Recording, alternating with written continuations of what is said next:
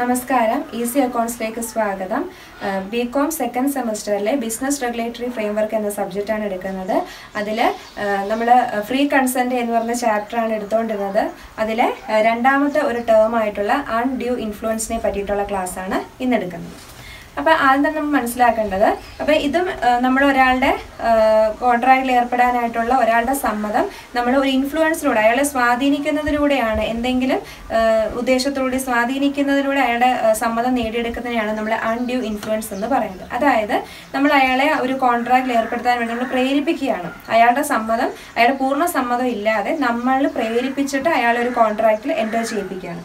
അപ്പോൾ ഇവിടെ ആദ്യം മനസ്സിലാക്കേണ്ടത് അൺഫെയർ പെർസ്വേഷൻ ആണ്. അതായത് നല്ല രീതിയിലല്ല, അൺഫെയർ ആയിട്ട് നമ്മളുടെ ആ ഒരു ആദ്യം ശ്രദ്ധിക്കേണ്ടത് ആ കോൺട്രാക്റ്റുള്ള വ്യക്തികൾ തമ്മിലുള്ള റിലേഷൻഷിപ്പ്, അത് ഒരു സുപ്പീരിയർ സബോർഡിനേറ്റ് ആവാം, അല്ലെങ്കിൽ ഒരു ഡോക്ടർ പേഷ്യൻ്റ് ആവാം. ഇപ്പം എന്തായാലും ഒരു റിലേഷൻഷിപ്പ് ഉണ്ടായിരിക്കും. ആ റിലേഷൻഷിപ്പിനെ അടിസ്ഥാനമാക്കി നമ്മൾ ആ ഒരു റിലേഷൻഷിപ്പിനെ വെച്ചുകൊണ്ട് ഒരാൾ എന്ത് ചെയ്യാണ്, ഒരു കോൺട്രാക്റ്റ് എൻ്റർ ചെയ്യാൻ വേണ്ടിയിട്ട് നമ്മൾ അയാളെ പ്രേരിപ്പിക്കുകയാണ്. അപ്പം ഇവിടെ പ്രധാനമായിട്ട് ശ്രദ്ധിക്കേണ്ടത്, ഇവിടെ നമ്മുടെ ആ ഒരു സുപ്പീരിയർ പവറിൽ നിൽക്കുന്ന ആൾ, അല്ലെങ്കിൽ ആരാണോ ഇവിടെ ഇപ്പോൾ ഡോക്ടർ പേഷ്യൻ്റ് ആണെങ്കിൽ ഡോക്ടർ എന്ന് പറയുന്ന ഒരു സുപ്പീരിയർ പവറിൽ ഇരിക്കുന്ന ആൾ എന്ത് ചെയ്യണം, അയാളുടെ ആ ഒരു സുപ്പീരിയർ പവറിനെ ഈ ഒരു അൺഫെയർ ആയിട്ട് ഉപയോഗിച്ച്, അല്ലെങ്കിൽ പേഷ്യൻറ്റിനെ നിങ്ങളെ ഞാൻ ട്രീറ്റ് ചെയ്യത്തില്ല, നിങ്ങൾ ഈ കോൺട്രാക്റ്റിൽ ഏർപ്പെടുത്തുന്നെങ്കിൽ നിങ്ങൾ ശരിയായ രീതിയിൽ ട്രീറ്റ്മെൻറ്റ് തരത്തില്ല എന്നൊക്കെ പറഞ്ഞ് നമ്മൾ അയാളെ കൊണ്ട് കോൺട്രാക്റ്റിൽ ഏർപ്പെടുത്തണം. അപ്പോൾ ഇവിടെ ശ്രദ്ധിക്കേണ്ട എന്താണ്, അവിടെ അൺഡ്യൂ ഇൻഫ്ലുവൻസ് എന്ന് പറയണമെങ്കിൽ ആ പാർട്ടീസ്, ആ കോൺട്രാക്റ്റിൽ എൻ്റർ ചെയ്യാൻ പോകുന്ന പാർട്ടീസ് തമ്മിലൊരു റിലേഷൻഷിപ്പ് ഉണ്ടായിരിക്കണം. ആ റിലേഷൻഷിപ്പ് വെച്ചുകൊണ്ടാണ് നമ്മൾ ആ മറ്റൊരാളെ എന്ത് ചെയ്യുന്നത്, സ്വാധീനിക്കുന്നത്. അപ്പം ടെക്സ്റ്റിൽ പറയുന്നത് ഇങ്ങനെയാണ്: Sometimes a party is compelled to enter into a contract against his will as a result of unfair persuasion by the other party. നമ്മൾ മറ്റൊരു വ്യക്തിയെ അൺഫെയർ ആയിട്ട്, ന്യായമല്ല, നീതിപരമല്ലാത്ത രീതിയിൽ നമ്മൾ എന്ത് ചെയ്യാണ്, ഒരാളെ പ്രേരിപ്പിക്കുകയാണ് ഒരു കോൺട്രാക്റ്റിൽ എൻ്റർ ചെയ്യാൻ വേണ്ടിയിട്ട്. ഇത് സംഭവിക്കുന്ന എപ്പോഴാണ്, when a special kind of relationship exists between the parties such that one party is in a position to exercise undue influence over the other. അപ്പം ഇവിടെ ഈ ഒരു ഇൻഫ്ലുവൻസ് നടക്കണമെങ്കിൽ ആ രണ്ട് പാർട്ടീസ് തമ്മിൽ ഒരു സ്പെഷ്യൽ കൈൻഡ് ഓഫ് റിലേഷൻഷിപ്പ് ഉണ്ടായിരിക്കും. ഞാൻ നേരത്തെ പറഞ്ഞതുപോലെ ഡോക്ടർ പേഷ്യൻ്റ് അല്ലെങ്കിൽ ലോയർ ക്ലയൻറ്റ്, അങ്ങനെ ഒരു സ്പെഷ്യൽ റിലേഷൻഷിപ്പ് ഉണ്ടായിരിക്കണം. ആ റിലേഷൻഷിപ്പിനെ വെച്ചുകൊണ്ട് നമ്മൾ മറ്റൊരാളെ എന്ത് ചെയ്യാണ്, പ്രേരിപ്പിക്കുകയാണ്, ഒരു കാര്യം ചെയ്യാൻ വേണ്ടി പ്രേരിപ്പിക്കുകയാണ്. അപ്പം ഇവിടെ നമ്മളുടെ ആ പൊസിഷനെ നമ്മൾ എന്ത് ചെയ്യുക, ഉപയോഗിക്കുക, അതാണ് ഇവിടെ പറയുന്നത്. Then the term undue influence means the unfair use of one's superior power in order to obtain the consent of a person who is in a weaker position. അപ്പം ആരാണോ സുപ്പീരിയർ പവറിലുള്ളത് അയാളുടെ ആ സുപ്പീരിയർ പവറിനെ ഉപയോഗിച്ച് വീക്കർ പൊസിഷനിലുള്ള ആളെ എന്ത് ചെയ്യാണ്, സ്വാധീനിക്കുകയാണ്, അല്ലെങ്കിൽ ഒരു കാര്യം ചെയ്യാൻ, അല്ലെങ്കിൽ കോൺട്രാക്റ്റ് എൻ്റർ ചെയ്യാൻ വേണ്ടി അയാളെ നമ്മൾ പ്രേരിപ്പിക്കുകയാണ്. Sometimes the parties to an agreement are so related to each other that one of them is in a position to dominate the will of the other. അപ്പോൾ ഇവിടെ നമ്മൾ പ്രത്യേകം ശ്രദ്ധിക്കേണ്ട കാര്യം, ഒരാൾക്ക് മറ്റൊരാളുടെ വിൽ അല്ലെങ്കിൽ ആഗ്രഹത്തെ ഡോമിനേറ്റ് ചെയ്യാനുള്ള ആ ഒരു പൊസിഷൻ, അല്ലെങ്കിൽ അത്രയും ഒരു റിലേഷൻഷിപ്പ് ഉണ്ടായിരിക്കണം. അപ്പോൾ ഒരാൾ എന്തായിരിക്കണം, മറ്റൊരാളെക്കാട്ടിലും സുപ്പീരിയർ ആയിരിക്കണം, അല്ലെങ്കിൽ സീനിയർ പൊസിഷനിലുള്ളൊരു ആളായിരിക്കണം. അതാണ് ഇവിടെ ശ്രദ്ധിക്കേണ്ട കാര്യം. അപ്പം അങ്ങനെ നമ്മളുടെ ആ ഒരു ബന്ധത്തെ നമ്മൾ അതിനെ നമ്മൾ കോമൺ ആയിട്ട് എടുത്തിട്ട് ഒരാളെ സ്വാധീനിക്കുന്നതിനെയാണ് നമ്മൾ അൺഡ്യൂ ഇൻഫ്ലുവൻസ് എന്ന് പറയുന്നത്. അപ്പം ഇവിടെ എന്താണ് അൺഡ്യൂ ഇൻഫ്ലുവൻസ് എന്നുള്ളതിനെ പറ്റിയിട്ട് ഡെഫിനിഷൻ പറയുന്നത്. ഇതിനെപ്പറ്റി പറയുന്നത് സെക്ഷൻ 16 സബ്സെക്ഷൻ 1 ഇങ്ങനെയാണ് പറയുന്നത്: A contract is said to be induced by undue influence whether the relations subsisting between the parties are such that one of the parties is in a position to dominate the will of the other and uses that position to obtain an unfair advantages over the other. അപ്പോൾ ഇവിടെ പറയുന്നത് ഇത്രയേ ഉള്ളൂ. ഇവിടെ ഏത് വ്യക്തികളാണോ ഉള്ളത് അതിൽ ഒരാൾക്ക് മറ്റൊരാളെ സ്വാധീനം ചെലുത്താൻ പറ്റുന്ന രീതിയിലുള്ള ഒരു പവർ, ഒരു സുപ്പീരിയർ പവർ, അല്ലെങ്കിൽ ആ ഒരു പൊസിഷനിലായിരിക്കണം. അങ്ങനെയുള്ള പൊസിഷനുള്ള ഒരാൾക്ക് മാത്രമേ ഒരു വീക്കർ പൊസിഷനിൽ ഇരിക്കുന്ന ആളെ എന്ത് ചെയ്യാൻ പറ്റും, സ്വാധീനിക്കാൻ പറ്റത്തുള്ളൂ. അങ്ങനെ സ്വാധീനിക്കുന്നത്, ഇപ്പം എക്സാമ്പിൾ പറഞ്ഞാൽ ബോസ്, അപ്പം നമ്മളുടെ സീനിയർ പൊസിഷനിൽ ഇരിക്കുന്ന ഒരു വ്യക്തി അയാളുടെ സബോർഡിനേറ്റ് ആയിട്ടിരിക്കുന്ന ഒരാളെ പറയണം, നിങ്ങൾ അങ്ങനെ ചെയ്യണം. അപ്പം നമ്മൾ ആ ഒരു സീനിയർ പൊസിഷനിൽ ഇരിക്കുന്ന ആൾ പറയുമ്പോൾ നമുക്കതിനെ നിരസിക്കാൻ പറ്റത്തില്ല. അപ്പം അങ്ങനെയൊക്കെ ഉള്ളൊരു സന്ദർഭത്തെയാണ് നമ്മൾ കൺസെൻറ്റ് ബൈ അൺഡ്യൂ ഇൻഫ്ലുവൻസ് എന്ന് പറയുന്നത്. അപ്പോൾ ഇനി ഈ ഒരു ഡെഫിനിഷൻ്റെ അടിസ്ഥാനത്തിൽ 3 കാര്യങ്ങളെയാണ് നമ്മൾ അൺഡ്യൂ ഇൻഫ്ലുവൻസർ, നമ്മൾ കൊയേർഷൻ പഠിച്ചപ്പോൾ അതിൽ പറയുന്ന 8 കാര്യങ്ങളെയാണ് നമ്മൾ കൊയേർഷനായിട്ട് കൺസിഡർ ചെയ്യുന്നത്. അതേപോലെ തന്നെ നമ്മൾ 3 കാര്യങ്ങളെയാണ് അൺഡ്യൂ ഇൻഫ്ലുവൻസ് ആയിട്ട് കണക്കാക്കുന്നത്. അതായത് ഒരു വ്യക്തി പറയാണ് എന്നെ എൻ്റെ സീനിയർ പൊസിഷനിൽ ഇരിക്കുന്ന ആള് പ്രേരിപ്പിച്ചിട്ടാണ് എന്ന് പറയണമെങ്കിൽ ഈ 3 കാര്യങ്ങൾ അതിനകത്ത് ഉണ്ടായിരിക്കണം. ഫസ്റ്റ് എന്ന് പറയുന്നത് one party must be in a position to dominate the will of the other. അതായത് ഒരാൾക്ക് മറ്റൊരാളുടെ ആഗ്രഹങ്ങളെ ഡോമിനേറ്റ് ചെയ്യാൻ അല്ലെങ്കിൽ അയാളുടെ മേൽ അധികാരം ചുമത്താനുള്ള ആ ഒരു പവർ ഉണ്ടായിരിക്കണം. അങ്ങനെയുള്ള റിലേഷൻഷിപ്പിലുള്ള വ്യക്തികളായിരിക്കണം. ഇവിടെ പറയുന്നത് it is an important and essential element of undue influence. അപ്പോൾ ഇവിടെ രണ്ട് വ്യക്തികൾ അല്ലെങ്കിൽ ഒരു വ്യക്തി മറ്റൊരു വ്യക്തിയെ പ്രേരിപ്പിക്കുന്നു എന്ന് പറയുമ്പോൾ അവിടെ പ്രധാനമായിട്ട് ശ്രദ്ധിക്കേണ്ടത് ആ പ്രേരിപ്പിക്കുന്ന വ്യക്തിക്ക് മറ്റേയാളുടെ മേൽ അധികാരം ചുമത്താൻ പറ്റുന്ന രീതിയിലുള്ളൊരു പൊസിഷൻ ഉണ്ടായിരിക്കണം. The party is said to be able to dominate the will of the other. അപ്പോൾ ഈ പാർട്ടി അല്ലെങ്കിൽ ഈ വ്യക്തി എങ്ങനെ ആയിരിക്കണം, മറ്റേയാളെ അധികാര സ്വരത്തിൽ പറഞ്ഞ് അല്ലെങ്കിൽ അധികാരത്തിലൂടെ അയാളുടെ സമ്മതം നേടാനുള്ളൊരു കഴിവ് അല്ലെങ്കിൽ ആ ഒരു സ്ഥാനത്തിരിക്കുന്ന ആളായിരിക്കണം. ദെൻ രണ്ടാമത്തെ പോയിന്റ് പറയുന്നത് the dominant party must use his superior position to obtain an undue advantage over the weaker party.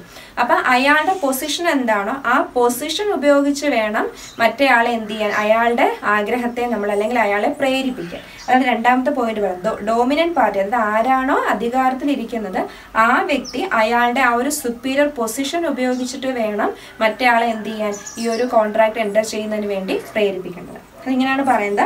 Another essential element of undue influence is that the dominant party must use his superior position to obtain an unfair advantage over the other. അപ്പോൾ ഇവിടെ ആദ്യം പറഞ്ഞ എന്താണ്, ആ വ്യക്തി ആ ഭീഷണിപ്പെടുത്തൽ പ്രേരിപ്പിക്കുന്ന വ്യക്തി എന്തായിരിക്കണം, ഒരു സുപ്പീരിയർ പൊസിഷൻ ഇരിക്കുന്ന ആളായിരിക്കണം. രണ്ടാമത് പറയുന്നത് അയാളുടെ ആ സുപ്പീരിയർ പൊസിഷൻ ഉപയോഗിച്ചിട്ട് വേണം അല്ലെ ആ ഒരു സ്ഥാനം അതിനെ കൺസിഡർ ചെയ്തിട്ട് വേണം അയാൾ മറ്റേയാളെ എന്ത് ചെയ്യാൻ, പ്രേരിപ്പിക്കാൻ. മൂന്നാമത് പറയുന്നത് the dominant party must have obtained an unfair advantage over the weaker party. അപ്പം അയാളുടെ ഉദ്ദേശം എന്ന് പറഞ്ഞാൽ ഒരു അൺഫെയർ ന്യായമായ ഉദ്ദേശമായിരിക്കരുത്.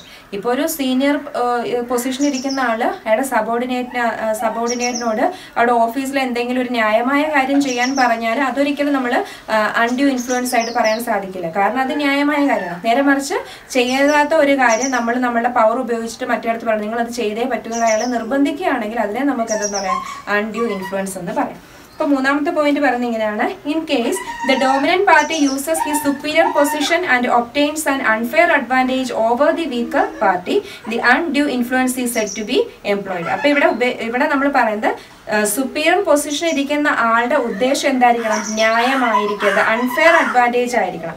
എന്നാൽ മാത്രമേ നമ്മൾ അതിനെ അൺഡ്യൂ ഇൻഫ്ലുവൻസ് എന്ന് പറയാൻ സാധിക്കൂ. അപ്പോൾ ഈ 3 കാര്യങ്ങളാണ് ഒരാൾ പറയാണ് അയാളുടെ കൺസെന്റ് പൂർണ്ണമായിട്ട് അല്ലെങ്കിൽ അയാളുടെ സമ്മതത്തോടു കൂടി അല്ല ഈ കോൺട്രാക്ട് എൻ്റർ ചെയ്യുന്നത് എന്ന് പറയുമ്പം ഈ 3 കാര്യങ്ങൾ ശ്രദ്ധിക്കുക. ഒന്നെന്താണ്, രണ്ട് വ്യക്തികൾ ആരാണോ ആ കോൺട്രാക്റ്റിലുള്ളത് അതിലെ സുപ്പീരിയർ സ്ഥാനത്തിരിക്കുന്ന വ്യക്തി അയാളായിരിക്കണം എന്ത് ചെയ്യേണ്ടത്, മറ്റൊരാളെ എന്ത് ചെയ്യുന്നത്, അയാളുടെ ആഗ്രഹത്തിനെ ഡോമിനേറ്റ് ചെയ്യേണ്ടത്.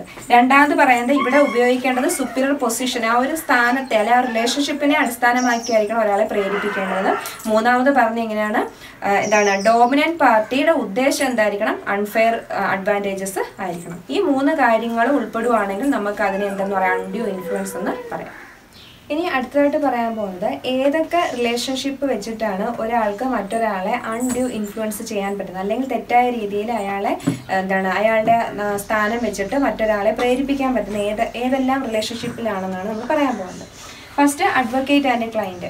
ഒരു അഡ്വക്കേറ്റിന് അയാളുടെ ക്ലയൻറ്റിനെ എന്ത് ചെയ്യാം, അയാളുടെ ഈ അഡ്വക്കേറ്റ് എന്നുള്ള അതായത് വളരെ ഒരു റിലേഷൻഷിപ്പാണ് അഡ്വക്കേറ്റ് ക്ലയൻറ്റ് എന്നുള്ളത് അല്ലേ. അപ്പോൾ ഒരു അഡ്വക്കേറ്റിനെ സംബന്ധിച്ച് ക്ലയൻറ്റിനെ കൊണ്ട് എന്ത് വേണമെങ്കിലും അൺഫെയർ ആയിട്ട് ഉള്ള അഡ്വാൻറ്റേജസ് നേടാം. കാരണം കേസ് ബാധിക്കത്തില്ലെന്നുള്ള പേടി കൊണ്ട് ക്ലയൻറ്റ് ചിലപ്പോൾ ഈ അഡ്വക്കേറ്റ് പറയുന്ന എല്ലാ കാര്യങ്ങളും ചിലപ്പം ചെയ്തെന്ന് വരാം, സമ്മതം അല്ലെങ്കിൽ പോലും ചെയ്യുന്നു വരാം.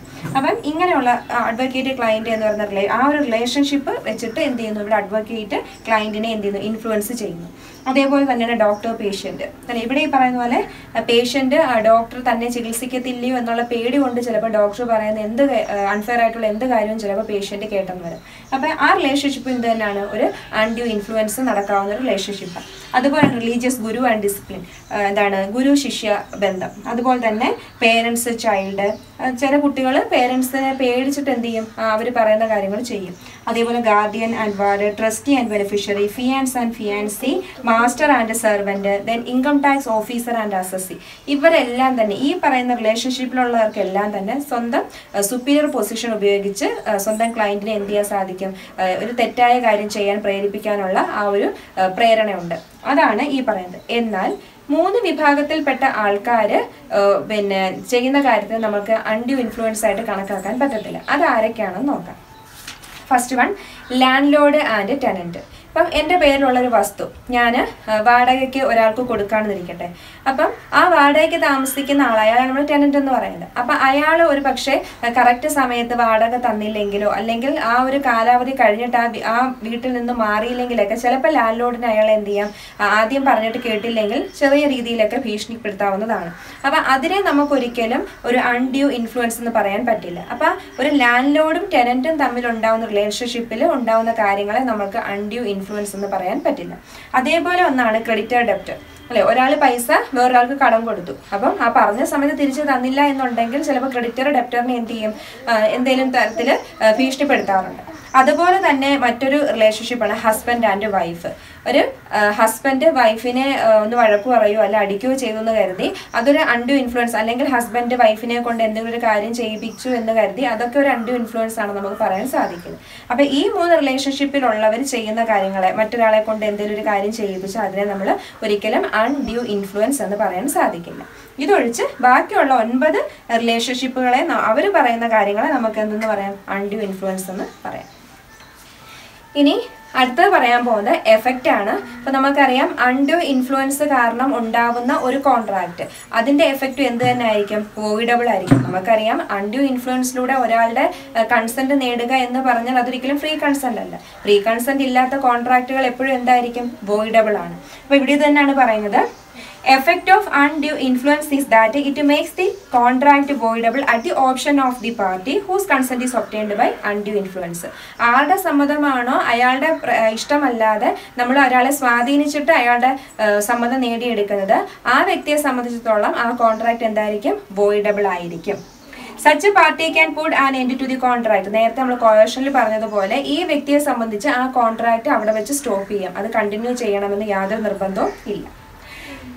Then in such cases the court may either set aside the contract or court may direct the person who wants to avoid contract to refund the benefit which is actually obtained. അപ്പോൾ ഈ സമയത്ത് നമുക്ക് എന്താണ്, നമ്മൾ എന്തെങ്കിലും നമ്മുടെ കയ്യിൽ നിന്ന് പൈസ വല്ലതും പോയിട്ടുണ്ടെങ്കിൽ അത് റീഫണ്ട് ചെയ്യാനുള്ള ഒരു ഓപ്ഷൻ നമുക്ക് കോടതി തരുന്നതായിരിക്കും. കാരണം നമ്മുടെ സമ്മതം ഇല്ലല്ലോ, നമ്മളെ ആ ഒരു സുപ്പീരിയർ പൊസിഷൻ ഇരിക്കുന്ന ആൾ നമ്മളെ ഓരോന്ന് പറഞ്ഞ് പ്രേരിപ്പിച്ചിട്ടാണ്, നമ്മളെ പേടിച്ചിട്ടാണ് എന്ത് ചെയ്യുന്ന ചില കാര്യങ്ങൾ ചെയ്യുന്നത്.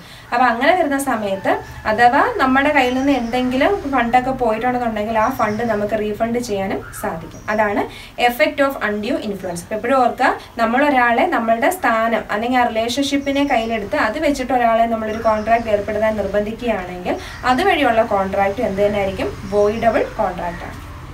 ദെൻ ഇനി നമ്മൾ കൊയേഷനകത്ത് പറഞ്ഞതുപോലെ തന്നെയാണ്, ഒരാൾ അയാളുടെ സമ്മതം അൺഡ്യൂ ഇൻഫ്ലുവൻസിലൂടെയാണ് നടത്തിയത് എന്നുള്ളത് നമ്മൾ എന്ത് ചെയ്യാൻ പറ്റും, വെറുതെ വാഗോണ്ട് പറഞ്ഞാൽ പോരാ, നമ്മൾ എന്ത് ചെയ്യണം, പ്രൂവ് ചെയ്യേണ്ടതായിട്ടുണ്ട്. കാരണം നമ്മളത് ഒരു പ്രൂഫ് കാണിച്ചിരിക്കണം, എൻ്റെ സമ്മതം നേടിയത് ഇങ്ങനെയാണ്, അല്ലെങ്കിൽ ഞാൻ പൂർണ്ണ സമ്മതത്തോടുകൂടിയാണ് കോൺട്രാക്റ്റിൽ ഏർപ്പെട്ടത് എന്നുള്ള കാര്യങ്ങളൊക്കെ നമ്മൾ ഒരു തെളിവ് കൊടുക്കേണ്ടതായിട്ട് വരും. അതാണ് ബർഡൻ ഓഫ് പ്രൂവിങ്. ഇവിടെ പറയുന്നത് ഇങ്ങനെയാണ്, when a contract is challenged in a court of law on the ground of undue influence, then it is the duty of the weaker party to prove that his consent was obtained by undue influence. അപ്പം ഈ ഒരു weaker party അല്ലെ weaker position ഇരിക്കുന്ന ആള് തെളിയിക്കേണ്ടതായിട്ട് വരും. കാരണം superior position ഇരിക്കുന്ന ആള് എന്നെ കൊണ്ട് അയാൾ സ്വാധീനം ചെലുത്തി എന്നെ കൊണ്ട് ചെയ്യിപ്പിച്ചതാണ് എന്ന് തെളിയിക്കേണ്ട ബാധ്യസ്ഥത എപ്പോഴും ആർക്കാണ്, ഈ പറയുന്ന വീക്കർ പൊസിഷനിൽ ഇരിക്കുന്ന ആൾക്കാണ്. In other words, the weaker party has to prove that the superior party was in a position to dominate his will. അതുപോലെ തന്നെ weaker party പ്രൂവ് ചെയ്യേണ്ട മറ്റൊരു കാര്യമാണ് ഈ ഡോമിനന്റ് പാർട്ടി അല്ലെങ്കിൽ ആ സുപ്പീരിയർ പാർട്ടിക്ക് ആ ഇയാളെ ഭീഷണിപ്പെടുത്താനായിട്ടുള്ള ആ ഒരു പൊസിഷനിലാണ് അയാൾ ഉള്ളത് എന്നുകൂടി ഇയാൾ തെളിയിക്കേണ്ടതായിട്ടുള്ള ബാധ്യതയുണ്ട്.